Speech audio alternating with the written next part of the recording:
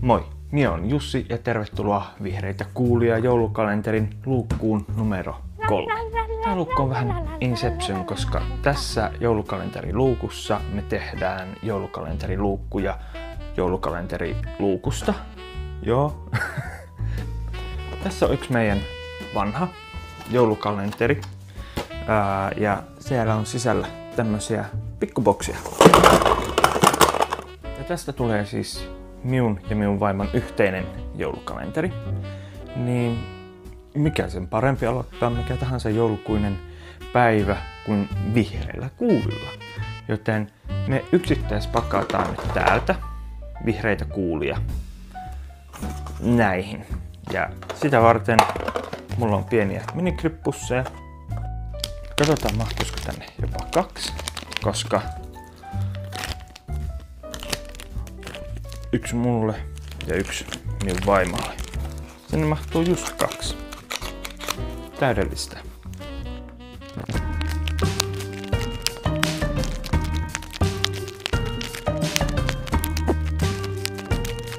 No niin, ja seuraavaksi meillä on ASMR-hetki.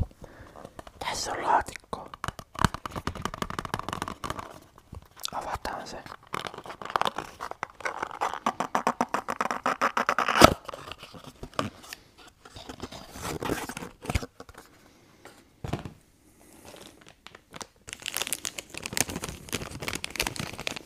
Ja vihreät kuulat.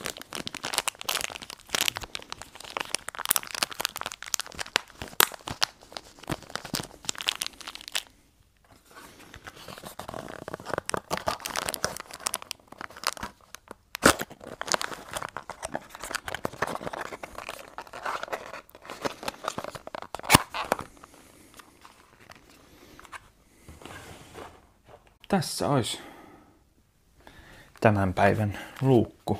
Ja totta kai kovasta työstä pitää saada kova palkkio. Ja vielä jäi muutama konvehti sitten joulupöytään meille.